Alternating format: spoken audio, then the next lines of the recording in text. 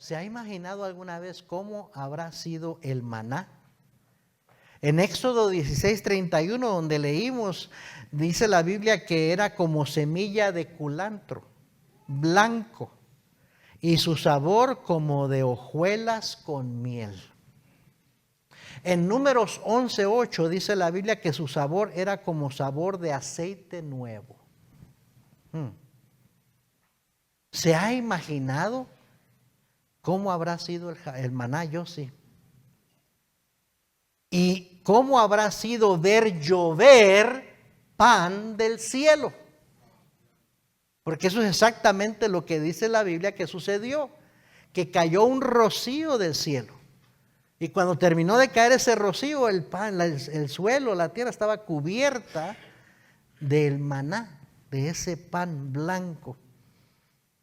Y no una vez sucedió, no un día, no una semana, no un mes, sucedió diariamente durante 40 años que el pueblo de Israel caminó en el desierto. El Señor suplió alimento del cielo para su pueblo diariamente durante 40 años. Es difícil concebir en la mente tal milagro, porque es un milagro, fue un milagro. Hasta me da algo de envidia del pueblo de Dios, porque tuvieron ese privilegio. Porque sus ojos vieron tal milagro. Y sobre todo sus bocas probaron, comieron, fueron saciados de ese pan del cielo.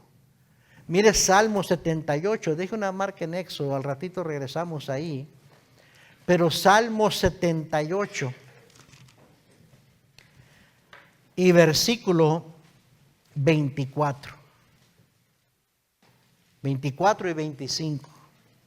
Dice la Biblia, e hizo llover sobre ellos maná para que comiesen y les dio trigo de los cielos.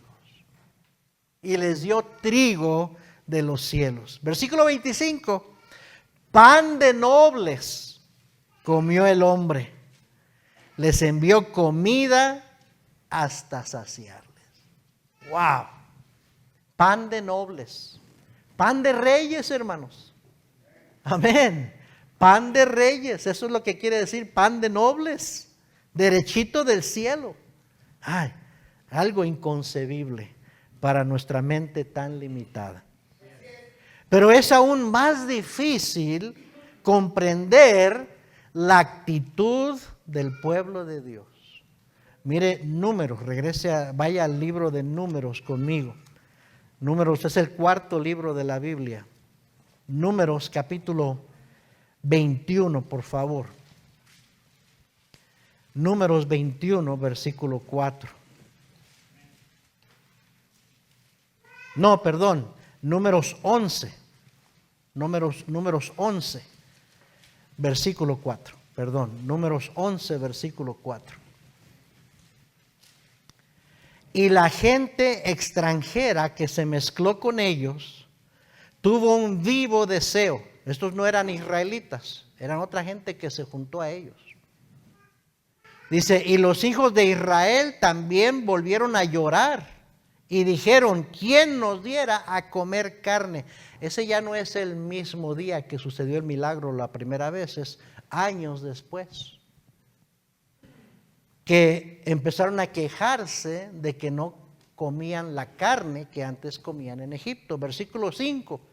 Nos acordamos del pescado que comíamos en Egipto de balde, de los pepinos, los melones, los puerros, las cebollas y los ajos. Ahora, en un desierto es muy difícil conseguir estas cosas, ¿sí o no? Pero hay que recordar por qué estaban en el desierto. ¿Era por culpa de Dios? ¿O era porque ellos no quisieron entrar a la tierra prometida? Donde era una tierra abundante, donde fluía leche y miel. Dios los había querido introducir a esa tierra prometida años atrás, pero recuerde que ellos no quisieron entrar. Y se quedaron dando vueltas en el desierto. Ahora, en esos 40 años nunca les faltó de comer. Y Dios les hizo llover pan del cielo diariamente durante 40 años. Y yo creo sinceramente que en ese pan del cielo estaban todos los nutrientes que necesitaba la gente. Porque si era del cielo, míreme aquí, si era del cielo, era perfecto. ¿Sí me está siguiendo? Hoy en día usted puede agarrar a veces hacerse un shake de proteína, ¿no? Con un polvito, echar el polvo y un polvito verde o un polvito con ciertas proteínas o vitaminas, y ahí va todos los nutrientes que usted necesita. ¿Sí o no? Ahora, no nos gusta igual que comer un bistec. Amén. No se compara nada a ir al Longhorn Steakhouse, ¿verdad? O al Texas, ¿cómo se llama? El Roadhouse, y comerse un bistec así de este vuelo. O al Golden Corral, todo lo que quieras comer. Es diferente. Pero en ese licuado de polvito que te echas ahí, pues ahí están todos los nutrientes que tu cuerpo necesita. Y si el hombre puede hacer eso hoy en día, yo creo que ese maná del cielo traía todos los nutrientes que ellos necesitaban. No necesitaban más. Pero aquí dice que tuvieron un vivo deseo. Y empezaron a quejarse y a decir, ay, pues se nos antoja. Pero acuérdense bien, estaban quejándose con Dios. Ahorita lo vamos a ver. De que ahí en el desierto no había melones, no había pepinos, no había pescado. No les faltaba nada, pero estaban quejándose porque no había lo que se les antojaba. Pero últimamente, ¿por qué estaban dando vueltas en el desierto? ¿Porque Dios los quiso castigar y tenerlos ahí? No, porque ellos despreciaron la tierra prometida donde Dios había querido introducirlos. ¿Sí o no? A veces nosotros no queremos hacer la voluntad de Dios, queremos hacer lo que yo quiero y las cosas no salen después como esperábamos. Y dice la Biblia, el insensato tuerce su camino y luego contra Jehová se irrita su corazón. ¿Por qué me está yendo así? ¿Por qué nos está pasando esto? ¿Por qué no tenemos lo que quisiéramos? Bueno, porque cuando era tiempo de obedecer a Dios no quisiste. Hiciste las cosas a tu manera y ahora vienen los resultados de cómo estás viviendo. Eso pasa con muchachos caprichosos que no siguen el consejo. Es que él me gusta, es que ella me gusta y se meten en una relación equivocada, se casan o se juntan y al rato se empiezan a quejar de lo mal que le está yendo, que no son felices. Yo no sabía que él era así, pero últimamente, ¿de quién fue la decisión? Amén. Eso dice aquí que se acordaban. ¿Se acuerdan del hijo pródigo? Que cuando estaba en ese chiquero, cuidando los marranos, los puercos, un lugar donde nunca era lo más vil, lo más bajo para un judío encontrarse apacentando cerdos. Dice que tenía tanta hambre que deseaba saciarse de las algarrobas, de las sobras que los puercos no se comían, y ni aún eso le daban. Y entonces se acordó de la casa de su padre y toda la abundancia que tenía, y que los siervos de su padre vivían mejor que como él estaba ahí en ese momento. Pero ¿por qué estaba sufriendo así el hijo pródigo? Por rebelde. Porque se había cansado, se había fastidiado de estar en la casa de su padre. ¿Sí o no? Entonces aquí están recordando. Y dice versículo 6, y ahora nuestra alma se seca. Pues nada, fíjese cómo lo dicen, pues nada sino este maná ven nuestros ojos. Y era el maná como semilla de culantro y su olor como color de bedelio. El pueblo se esparcía y lo recogía y lo molía en molinos o lo mojaba en morteros y lo cocía en caldera o hacía de él tortas. Su sabor era como sabor de aceite nuevo, y cuando descendía el rocío sobre el campamento de noche, el maná descendía sobre él. Y oyó Moisés al pueblo que lloraba por sus familias, cada uno a la puerta de su tienda. Y mire lo que dice, y la ira de Jehová se encendió en gran manera. También le pareció mal a Moisés. ¿Qué le pareció mal a Dios? ¿Por qué se enojó Dios? ¿Por qué se molestó Moisés? Por esa actitud. Ahora nuestra alma se seca, pues nada sino este maná en nuestros ojos. Números 21, vaya adelantito a Números 21, por favor. versículo 4.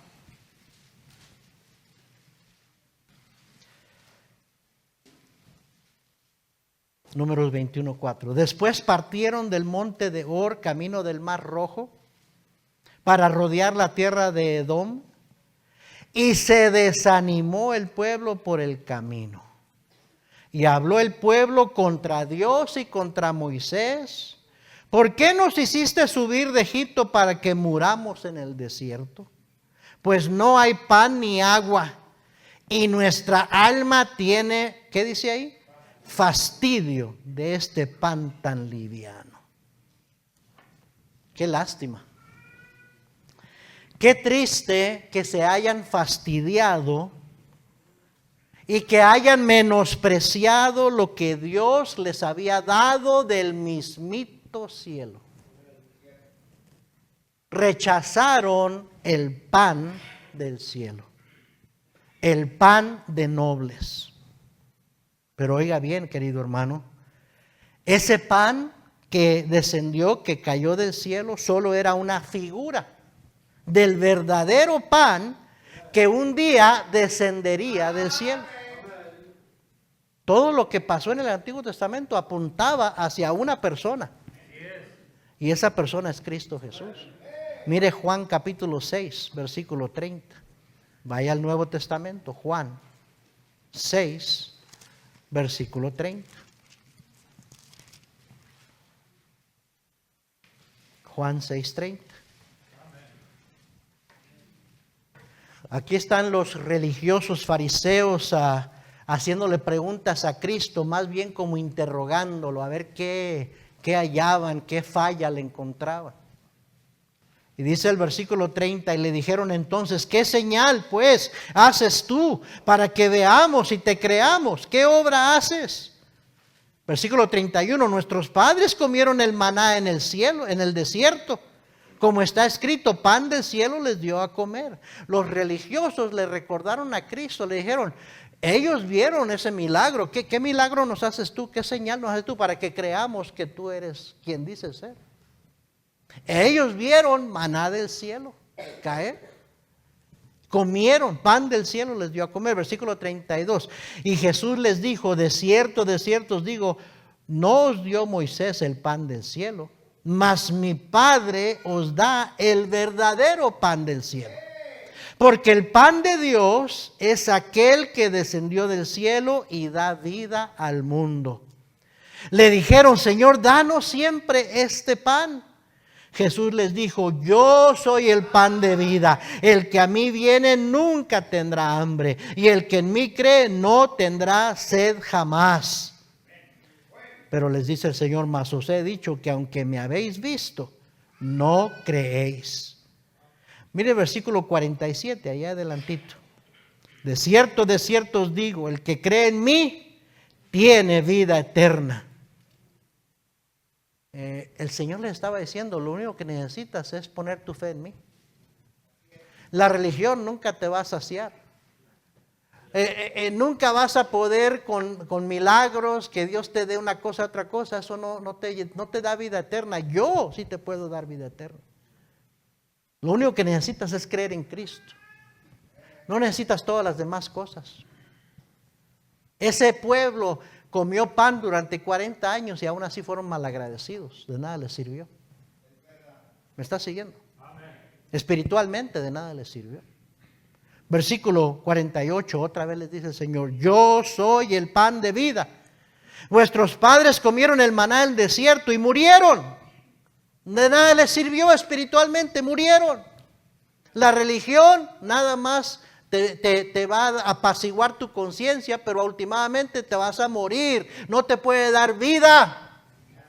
Versículo 50 dice el Señor: este es el pan que desciende del cielo, para que el que de él come no muera.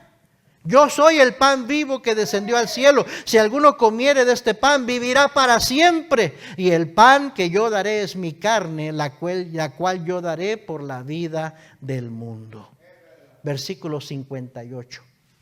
Este es el pan que descendió del cielo. No como vuestros padres comieron el maná y murieron. El que come de este pan vivirá eternamente. Estas cosas dijo en la sinagoga, enseñando en Capernaum. Cristo les dijo: yo soy el pan que descendió del cielo. Oh, hermanos, si ustedes creen que el pueblo de Dios en el desierto tuvo un gran privilegio, y sí lo tuvo.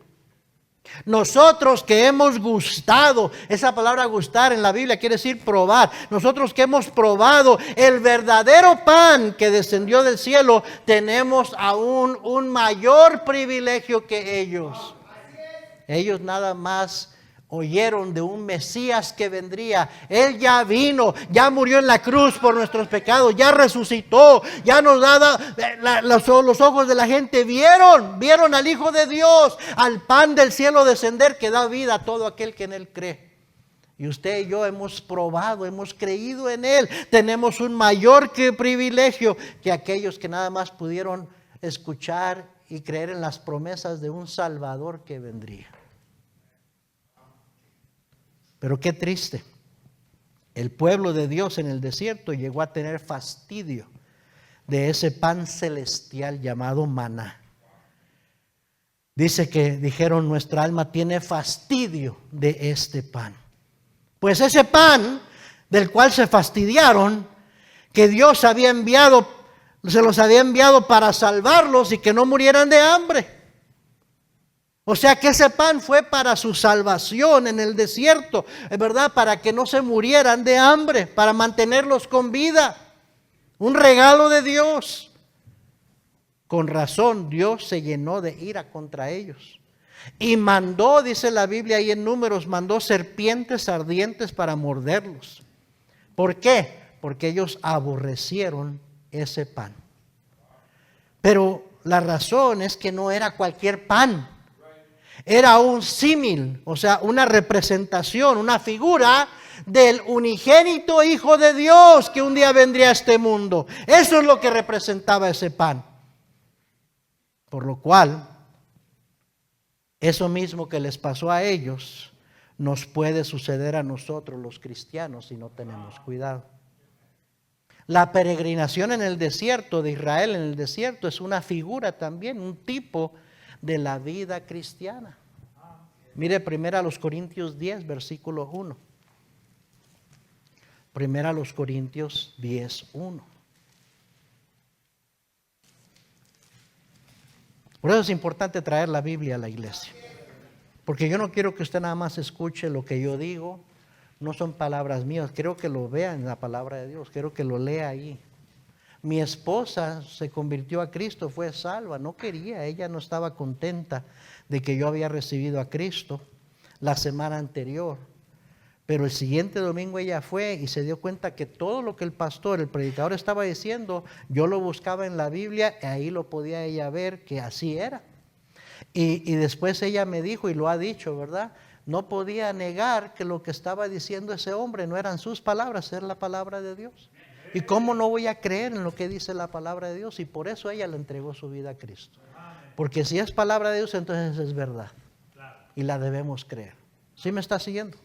1 Corintios 10, yo le acabo de decir que esa peregrinación en el desierto nada más era figura, una representación de lo que es la vida cristiana hoy en día. Así como ese maná que descendió del cielo era una figura de Cristo, el pan de vida.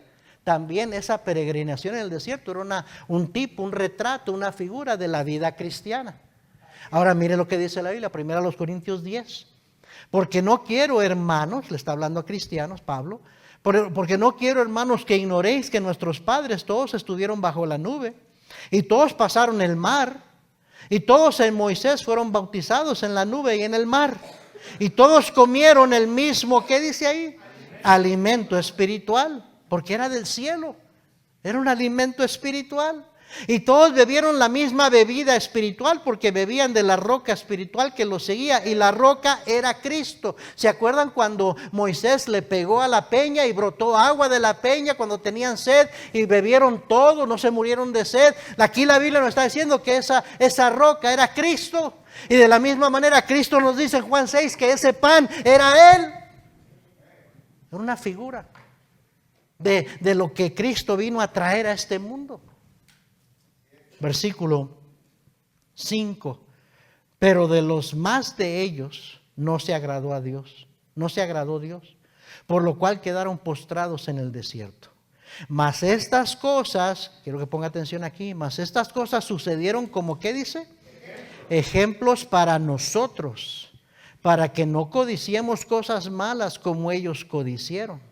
Ni seáis idólatras como algunos de ellos, según está escrito, se sentó el pueblo a comer y a beber y se levantó a jugar. ¿Se acuerdan cuando Moisés estaba en el monte Sinaí y ellos se desesperaron de que no regresaba Moisés y le dijeron a Aarón, hey, este Moisés está tardando mucho, haznos dioses? Y les hizo un becerro de oro. Y se pusieron a adorar a un becerro de oro. Y Dios, ¿cómo enfureció eso a Dios? Y Moisés rompió las tablas de piedra con los mandamientos. Y Dios trató bien duro con esa generación. Y aquí está diciendo, no vayan a hacer lo que ellos hicieron. Que por falta de paciencia, por no esperar en Dios, te vayas en pos de ídolos. Un ídolo es cualquier cosa que toma el lugar de Dios en tu vida.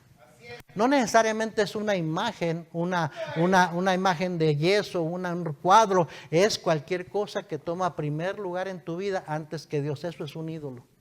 Y Dios aborrece la idolatría. Y nos advierte aquí, dice, no, estas cosas sucedieron a ellos como ejemplos para nosotros. Versículo 8, ni forniquemos como algunos de ellos fornicaron y cayeron en un día 23,000. Esa es otra historia. Ni tentemos al Señor como también algunos de ellos le tentaron y perecieron por las serpientes. Ahí está hablando de ese día que menospreciaron el maná porque tenían el deseo de comer pescado y melones y pepinos y dice que enfureció a Dios eso porque dijeron tenemos fastidio de este pan. Y Dios les mandó serpientes para que los mordieran. Esa es otra historia. Versículo 10, ni murmuréis. Esa palabra murmurar es quejarse. Se estaban quejando y quejando. Ni murmuréis como algunos de ellos murmuraron y perecieron por el destructor. Versículo 11, y estas cosas les acontecieron como ejemplo y están escritas para amonestarnos a nosotros, a quienes han alcanzado los fines de los siglos. Así que el que piensa estar firme, mire que no caiga. Ten cuidado porque tú puedes caer en el mismo error que ellos cayeron. ¿Qué error?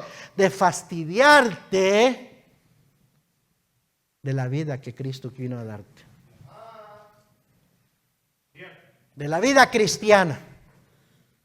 Y por eso he titulado el mensaje, el peligro del fastidio en la vida cristiana. El peligro.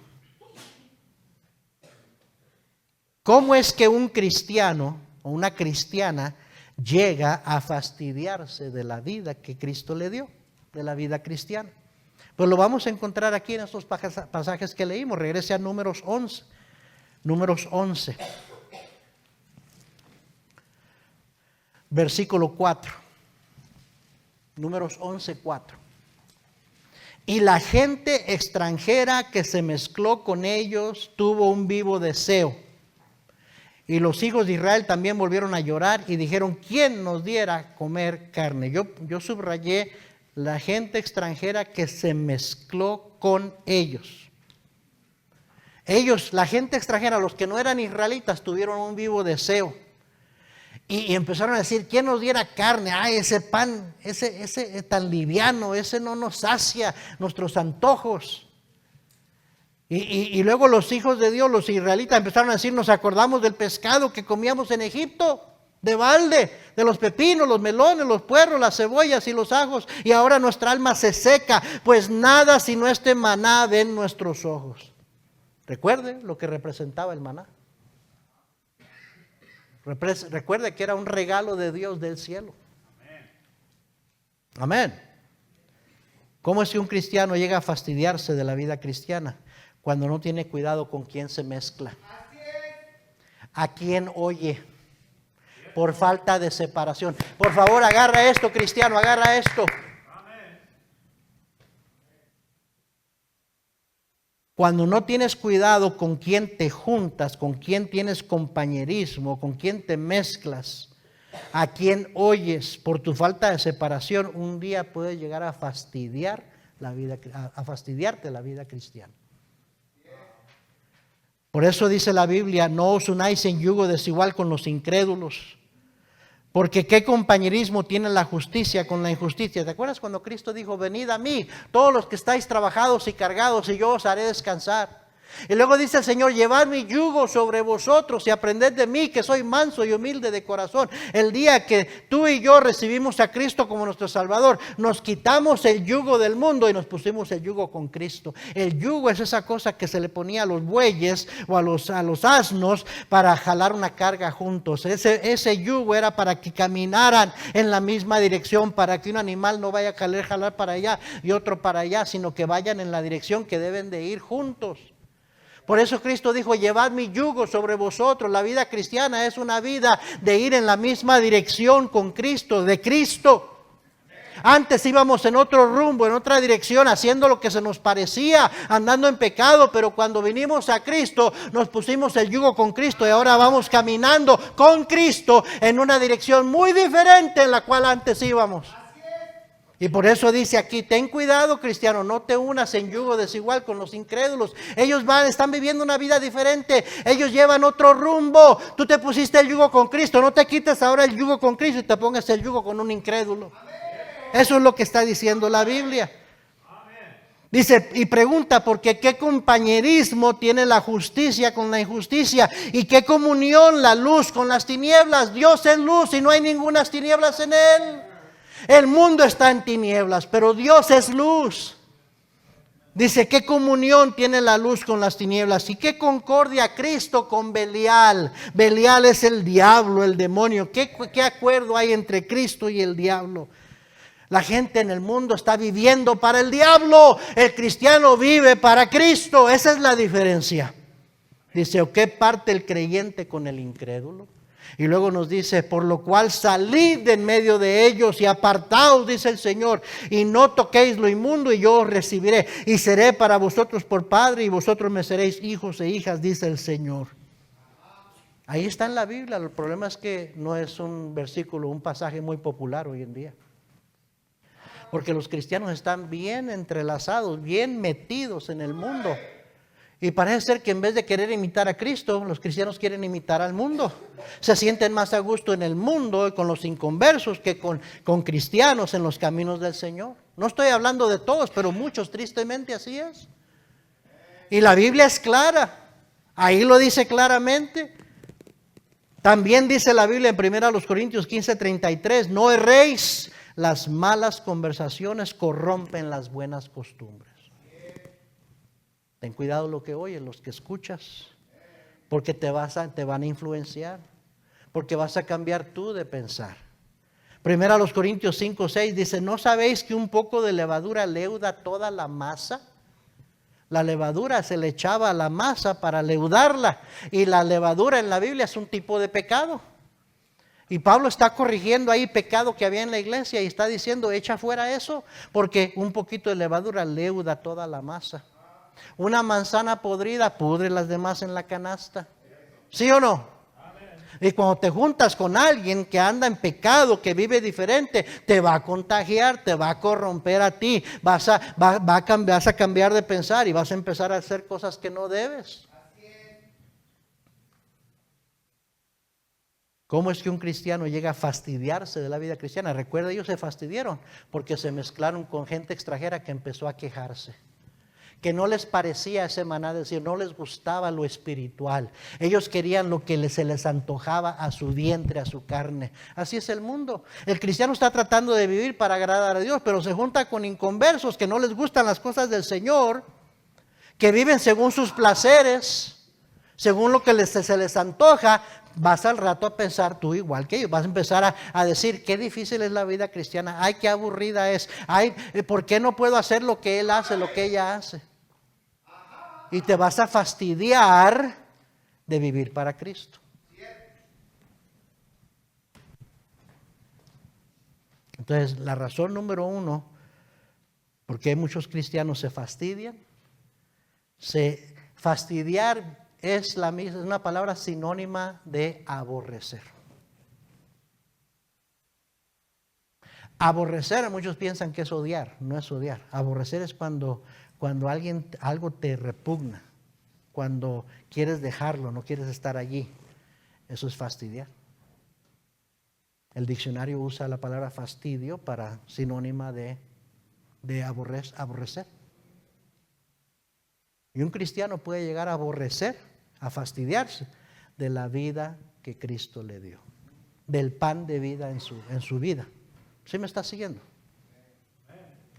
¿Por qué? Por no tener cuidado con quién se junta, a quién escucha, con quién tiene compañerismo. Ojalá que esté siendo claro el mensaje.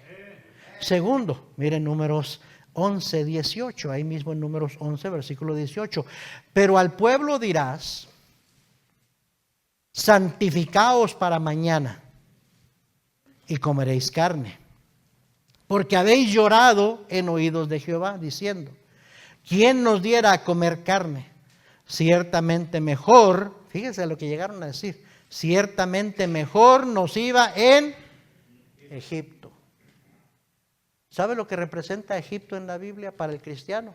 El mundo. La vida allá afuera, la vida que tenías antes de ser cristiano. Mejor nos iba en Egipto. Jehová pues os dará carne y comeréis. No comeréis carne un día.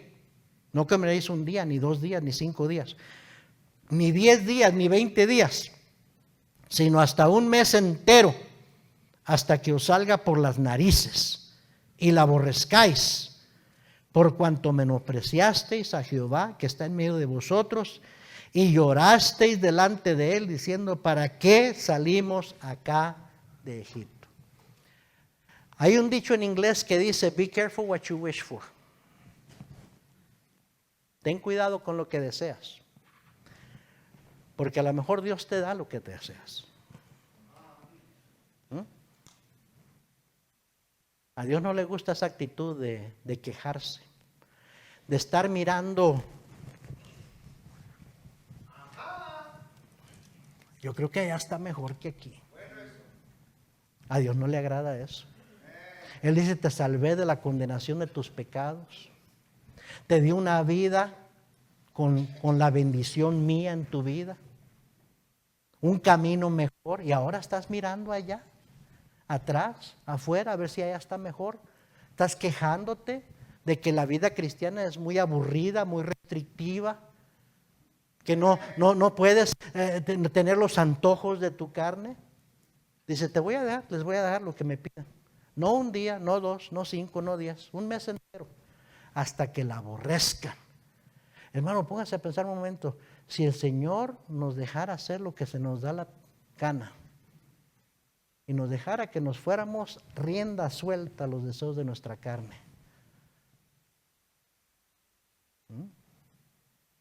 yo tengo miedo de que el Señor me soltara para hacer lo que se me antoja. Veo la miseria en la que mucha gente vive allá afuera sin Cristo. Las familias, los matrimonios, los hijos de las familias esas. Y digo: yo no quisiera eso. Yo no quisiera eso. Yo no quiero volver atrás. Yo recuerdo de dónde Cristo me sacó. Del lodo cenagoso del pozo de desesperación, dice la Biblia. Amén. De la condenación de mis pecados. Pero a veces eso pasa con jóvenes, eso pasa con parejas, eso pasa con muchos cristianos seguido, que se fastidian de la vida cristiana y se van siguiendo sus deseos. Y no tenemos que mencionar nombres ni ir muy lejos, y ya en la mente ya están viniendo nombres de familias y cristianos y jóvenes y señoritas que antes estaban en la iglesia. Y ahorita vemos cómo están sus vidas, cómo están sus hogares, cómo están sus hijos, cómo están sus vidas. ¿Sabe por qué? Porque dijeron: no, aquí no nos gusta. La iglesia, el pastor, las reglas, la vida cristiana es muy restrictiva. E hicieron como que si Dios simplemente los dejó. Y al principio parecía que no pasó nada. Que no pasó nada. Pero ahorita le garantizo que ya están fastidiados de la vida que llevan allá afuera. están aborreciendo esas decisiones que tomaron.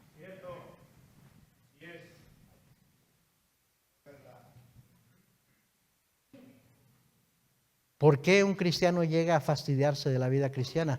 Por mirar hacia atrás y por menospreciar lo que tiene. Por un espíritu de insatisfacción, falta de contentamiento.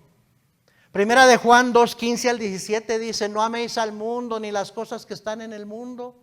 El que ama al mundo, el amor del Padre no está en él. Porque todo lo que hay en el mundo, los deseos de los ojos, los deseos de la carne y la vanagloria de la vida, no proviene del Padre, sino del mundo. Y el mundo pasa y sus deseos, pero el que hace la voluntad de Dios permanece para siempre. Dice Santiago 4:4: oh almas adúlteras, ¿no sabéis que la amistad con el mundo es enemistad contra Dios? Cualquiera pues que quiere ser amigo del mundo se constituye enemigo de Dios. ¿Por qué Dios toma esa posición? ¿Por qué Dios piensa así? Porque Él nos rescató del mundo, nos rescató del pecado. Dice: ¿cómo es que quieres volver allá? Y se te hace mal esta vida. Con razón nos amonesta la palabra en 1 Timoteo 6:6 al 8. Pero gran ganancia es la piedad acompañada de contentamiento. Porque nada hemos traído a este mundo y sin duda nada podremos sacar. Así que teniendo sustento y abrigo, estemos contentos con esto. Muchas veces el cristiano, el problema, empezamos a ver la vida cristiana como rutinaria, como una obligación, como algo aburrido, y empezamos a desear cosas que no son buenas, pero pensamos que nos hacen falta por falta de contentamiento. Y empezamos a hacer eso que dije, a sustituir de que Dios sea primero, a poner otras cosas primero, y va poniendo el Señor a un plano más bajo y más bajo en nuestras prioridades, en nuestras vidas. ¿Sí me está siguiendo? El cristiano no tiene nada que envidiarle a los inconversos. Alguien dijo: el contentamiento es una actitud de gratitud.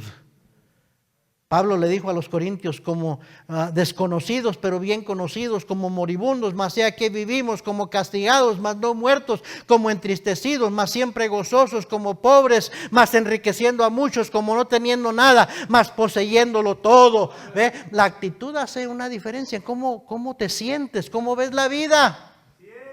Pablo dice: ustedes quizás me ven como un desconocido, pero Dios me conoce bien, soy bien conocido. Como moribundo, pero en realidad tengo vida. Allá estaba en muerte, aquí tengo vida en Cristo. Como castigado, ay, pobrecito que no lo dejan hacer eso, que no puede hacer aquello. Dice: mas no muertos, como entristecidos, mas siempre gozosos. El gozo es algo que el mundo no te puede dar. Como pobres, mas enriqueciendo a muchos. Como no teniendo nada, más poseyéndolo todo. Tienes lo más importante si tienes a Cristo. ¿Cómo es que un cristiano llega a fastidiarse? Dijimos: por no tener cuidado con quién se junta y a quién oye. Segundo, por mirar hacia atrás y menospreciar lo que tiene. Tercero, porque se deja desanimar. Números 21, versículo 4.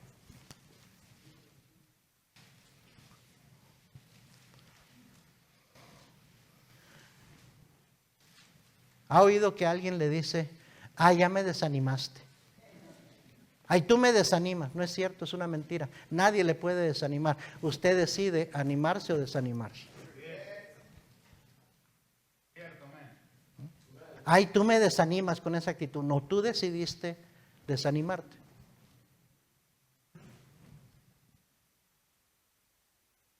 Nadie lo puede desanimar. Nadie, al cristiano nadie lo puede desanimar más que sí mismo se deja desanimar. Y desanimarse no es pecado, es humano, se ha dicho. Pero cuando alguien está desanimado va a tomar decisiones incorrectas. Va a pensar incorrectamente, va a decir cosas que después va a pesarle haber dicho. Va a tomar decisiones que después va a decir: ¿para qué hice eso? Porque estaba desanimado. Dice Números 21:4, después partieron del monte de Hor, camino del Mar Rojo, para rodear la tierra de Edom, y se desanimó el pueblo por el camino. E inmediatamente que se desanimaron, empezaron a hablar contra Dios y contra Moisés. ¿Para qué nos trajiste aquí? Vamos a morirnos en este desierto. Este pan tan liviano. Porque estaban desanimados.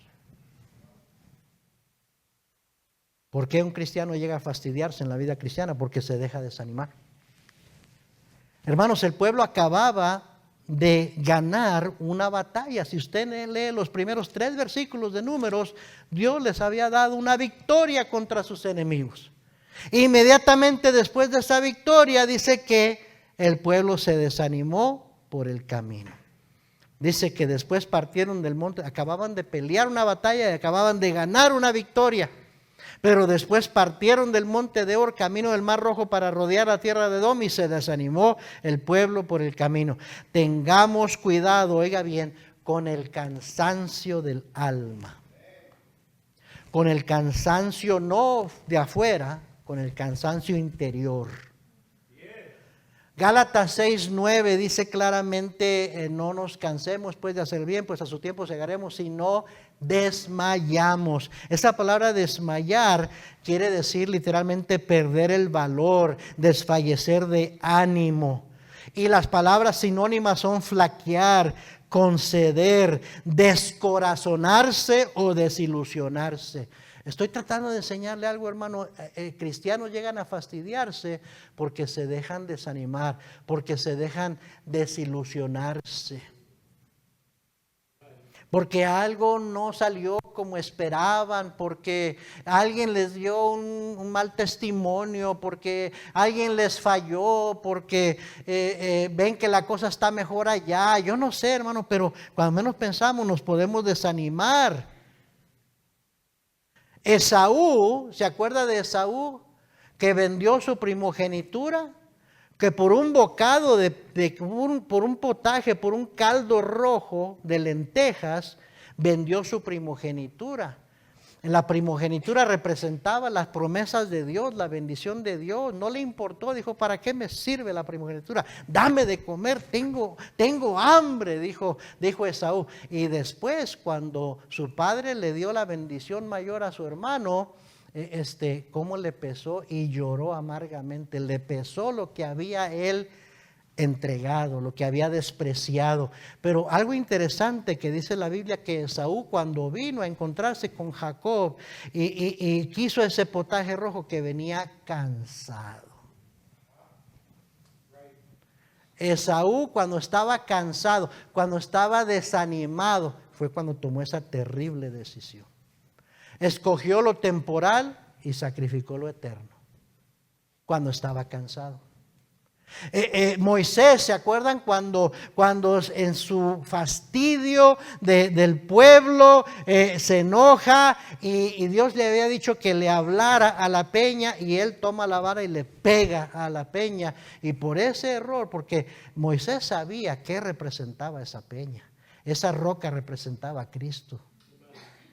Y Dios le había dicho claramente, háblale, no le dijo pégale, pero él le pegó, azotó la peña porque estaba frustrado. En un momento de debilidad, de frustración, de fastidio, le pegó a la peña, y por eso Dios le dijo, no vas a entrar tú a ver la tierra prometida. Tantos años que Moisés se desgastó por el pueblo y él no pudo entrar a la tierra prometida. Por un momento de frustración, por un momento de fastidio, y se perdió la bendición por la cual había esperado 40 años. Y la Biblia dice que Moisés fue fiel, tanto que aguantó, pero en un ratito, en un momento de cansancio, de frustración, de fastidio, la regó y se perdió una tremenda bendición. Elías acababa de ganar una tremenda victoria sobre los 400 profetas de Baal. Había orado y Dios contestó la oración con fuego del cielo. Y luego, en un momento de temor, en una prueba, lo vemos metiéndose a una cueva cansado de vivir, diciendo mejor me fuera la muerte que la vida, pensando en suicidarse, después de haber tenido una gran victoria. Así también el cansancio espiritual del alma nos lleva a agarrar una actitud de fastidio hacia los caminos del Señor, del ministerio en que servimos, de lo que hacemos para Cristo. Luego agarramos pésimas actitudes y tomamos terribles decisiones. Y Dios tiene que muchas veces tratar con nosotros duramente, así como lo tuvo que hacer con su pueblo. Porque llegamos a menospreciar, a fastidiarnos de la vida que el Señor nos dio. ¿Cómo podemos evitar o escapar de esa mala actitud de fastidio? Bueno, júntese con gente que serán un buen ejemplo para usted. Amén. Dice, Pablo dijo, hermanos, sed imitadores de mí y mirad a los que así se conducen según el ejemplo que tenéis en nosotros. Hay hermanos que son un buen ejemplo, hay hermanos que perseveran, que sirven al Señor. Ponga su mirada en esos, pero sobre todo, ponga su mirada en Cristo. Bien dice la Biblia, el que anda con sabios, sabio será, mas el que se junta con necios será quebrantado. ¿Quiere nunca fastidiarse los caminos del Señor? Júntese con gente que lo va a animar, gente que, que le va a ser un buen ejemplo, que lo va a edificar, que no va a ser un tropiezo para usted. Segundo, ponga su mirada en las cosas de arriba y sus pasos yendo hacia adelante, no mirando hacia atrás, no queriendo volver atrás. Dice Colosenses 3, 1 y 2, buscar las cosas de arriba, donde está Cristo sentado a la diestra de Dios. Poner la mira en las cosas de arriba, no en las de la tierra. No mire atrás, hermano. Pablo decía, dejando ciertamente lo que queda atrás, extendiéndome hacia adelante, prosigo a la meta. ¿Cuál era la meta? Cristo. Un día voy a ver a Cristo. Él es mi meta. Quiero ser fiel hasta el final. Tercero, no se deje desanimar. Y si anda queriendo desanimarse, considere a su Salvador. Dice la Biblia, considerad aquel que sufrió tal contradicción de pecadores contra sí mismo, para que vuestro ánimo no se canse hasta desmayar.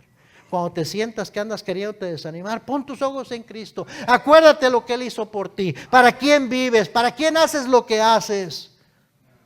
Siga haciendo lo que es bueno y agradable delante de Dios, ocupado en su salvación. Gálatas 6:9 dice, no nos cansemos pues de hacer bien, pues a su tiempo segaremos y no desmayamos.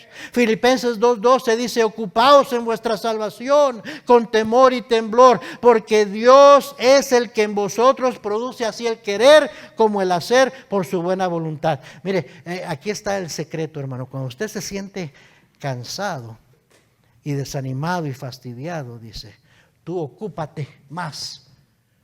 Ocúpate de tu salvación, dice. ¿Y sabes lo que va a pasar? Él va a producir en ti un espíritu diferente, una actitud diferente. Él va a producir en ti el querer como el hacer por su buena voluntad. Isaías 40:29 dice, Él da esfuerzo al cansado y multiplica las fuerzas al que no tiene ningunas. Él te puede dar nuevas fuerzas, hermano. Él te puede animar. Amén. Dice la Biblia allá en 1 Samuel 30 que David estaba, todos se le habían volteado. Él estaba en tanta amargura y llorando, le hicieron falta fuerzas para llorar de lo angustiado que estaba. Y sus amigos, sus seguidores estaban hablando de apedrearlo. Y en medio de todo eso dice que David se fortaleció en Jehová su Dios. Se animó en su Dios. Porque Él da fuerzas al que no tiene ningunas. Ten cuidado. Alguien dijo, ten cuidado, tu actitud se está viendo. Be careful, your attitude is showing. El fastidio va a salir para afuera. Y ahí está la razón. Una de las razones por las cuales estoy predicando este mensaje otra vez después de 13 años. Porque a veces uno como pastor mira rostros, mira actitudes. Y no puede evitar uno decir, este hermano, esta hermana anda desanimado, anda con fastidio. Pareciera que anda con fastidio de hacer lo que hace para el Señor. Que ya está Ya está en, ¿cómo es cuando le ponen el carro ahí? Le ponen el cruise control. Ya nomás está haciendo lo que tiene que hacer, pero ya su corazón no está ahí, su deseo no está ahí, su gozo no está ahí. Ya nada más viene al ensayo, viene a ganar almas, viene hasta la escuela dominical, viene a estar en su puesto, en su lugar, pero ya su corazón no está allí. ¿No será que te estás fastidiando, querido hermano, hermana? ¿No será porque has andado escuchando, juntándote con gente que no debías haberte juntado y escuchado? ¿Ah? ¿No será porque estás viendo allá afuera? Eso fue lo que hizo Asaf en el Salmo 73, que dijo: por poco mis pies resbalaron, por poco me salí de la voluntad de Dios, porque empecé a envidiar lo que tenían los inconversos, los que tenían los de afuera. ¿No será porque te has dejado desanimar? Quiera Dios que este mensaje sea un ajustador de actitud en la vida de alguien, hermanos, un attitude adjuster, como dicen. Si usted está aquí y no ha recibido a Cristo como su Salvador personal en su corazón, hágalo el día de hoy. Dice la Biblia: mas a todos los que le recibieron, a los que creen en su nombre, les dio potestad de ser hechos hijos de Dios. Cristo es el pan que descendió del cielo para que todo aquel que de él coma nunca tenga hambre y que viva por toda la eternidad. ¿Y sabe qué más? Él es el pan que puede saciar toda la necesidad de su alma, lo que usted tenga. Y gloria a Dios, aquellos que tenemos ese pan de vida. Nunca nos pongamos en una posición de fastidio y quejarnos y menospreciar todo lo que el Señor nos ha dado. Vamos a orar. Señor, bendice esta invitación. Yo no sé exactamente a quién le va a servir, pero tú, Espíritu Santo, puedes tomar tu palabra y aplicarla en nuestro corazón. El piano va a empezar a tocar.